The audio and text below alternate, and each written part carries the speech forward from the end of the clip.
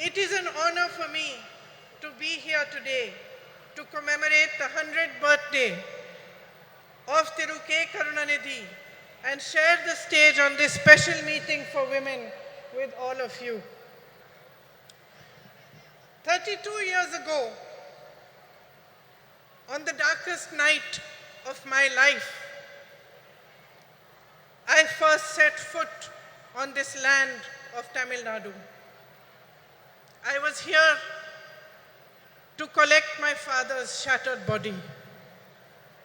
I was 19 years old and my mother was just a few years younger than I am today. As the door of the plane opened, the night grabbed us and drew us in. But I was not afraid of it because the worst thing I could have imagined had already happened. A few hours earlier, my father had been killed. I had walked towards my mother that night, knowing that the words I was to speak would break her heart. Yet I spoke them, and I watched as the light of happiness was extinguished from her eyes forever.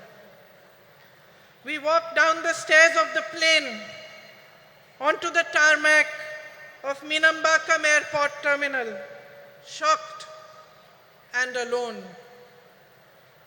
Then suddenly, as if sent by the embarrassed gods who had failed us, a crowd of women dressed in blue saris surrounded us. They were ladies who worked at the airport. They held my mother in their arms and cried inconsolably with her as if they were all my mothers, as if they too had lost their beloved. In those shared tears, a bond formed between me, between my heart and the women of Tamil Nadu that I can neither explain nor ever erase. Ningal Daniyen Thai, Ningal Daniyen Sahodari, Inge Uguludan, Irupatai, நான் பெருமையாக கருதுகிறேன். இன்று நான் நம் அன்னை வரை பற்றி பேசப் போகிறேன். இந்திய நாட்டின் பெண்களை பற்றி பேசப் போகிறேன். I am here to remind you that we are the strength of this proud and beautiful nation, which is our motherland. My sisters, no matter how rich we are or how poor we are, no matter whether we live in big cities, small towns or villages, no matter how well educated we are or how much lack of opportunity we have faced, we are the bedrock upon which our families and our societies are built brick by brick. We are the ones that carry the weight of our society on our shoulders. We do this with grace and courage. We do it with tenacity and strength of will, and our capacity to absorb pain and suffering is immense. We are proud of these qualities which have been passed on in our bones through generations and generations of oppression. But my sisters, I am here to remind you that we are more than this. We are greater than our ability to bear suffering. We are the ones that nurture and hold, that give to our children and to all those around us unfailingly. We are the ones who teach courage, the ones who teach love. It is us who understand forgiveness and us who know how to fight fearlessly in the face of adversity. We are the workforce powering our nation forward, and we are the millions of young women aspiring towards a better future. We know how to rise from the darkest night to claim a new dawn. We have a light within each one of us that is capable of shining brighter than the sun, but that light has never been allowed the freedom and joy to shine in its fullness. It was almost 100 years ago that Tandai Periyar asked, "Peniyen, Adimai Anal," why were women enslaved? Then he answered this question in a series of revolutionary essays in which he wrote about the economic and social enslavement of women. It was he who laid the foundation for the empowerment of women in Tamil Nadu, which Thiru Annadurai and Thiru Karunanidhi carried forward. My sisters, this empowered you, the women of Tamil Nadu, to show the way of emancipation and progress to the rest of India. Yet across our nation, beneath the surface of progress, we are still struggling with the harsh reality of an entrenched patriarchy that ensures the systemic oppression of women. In fact, almost a century after Tandai Periyar's essays were published, that same question looms large before us. Peniyen, Adimayai Irekiral. Why are women still enslaved? And although I do not have the stature nor the experience and the wisdom of Tandai Periyar, my answer is this. I am a woman. We have been taught generation after generation after generation to cede our power to others. We have been taught to talk softly.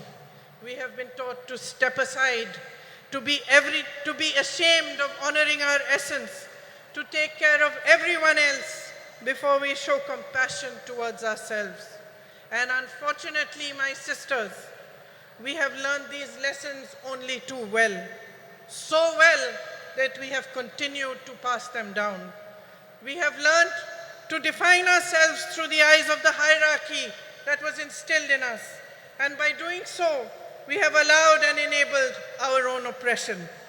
We ourselves have forgotten that the root of discrimination of any kind, whether it is based on color, creed, caste, or gender, is an inability to honor the truth that equality and personal dignity are neither a privilege nor a gift, but a natural endowment of life. Today, there is much talk about empowerment, as every political party begins to realize that women can become a formidable collective force that shapes our nation's future. But they still look towards us with greed. Greed for votes and the greed to capture our power and use it to keep us down. On your behalf today, my sisters, I demand more. I demand that we own our power. On your behalf, I demand the immediate implementation of the Women's Reservation Bill. We, the women of India, have no more time to waste. It is our right to be counted in the political process. I demand that our worth is valued and respected. As a political instrument for our own empowerment, I demand that we put an end to the glorification of our tolerance for injustices which are committed against us day after day after day. I demand the rejection of any system, societal, religious, or political, which thrives on our oppression and forces us to collude with it. Every woman holds the right to express and embody her own power, and she should be free to exercise it. You are the essence of humanity. Each one of you, standing exactly where you are today, have the power to change your lives, but only if you deeply understand the unbridled potential of your sisterhood. Only if you see in each other the great value of coming together, of helping and holding each other and rising in solidarity with one another. My sisters, nothing can hold back the power of women when we stand as one. We are half the population of this country, half, no less. It is for us to set the barriers of caste, religion, state, language, and society aside. It is for us to recognize ourselves first and foremost as sisters who can unify into an unstoppable momentum for change. Today, as we stand here to commemorate Thirukarunanidhi ji, a leader who understood the power of women, let us awaken to a new dawn. Let us create our own destiny. Thank you. Jai Hind.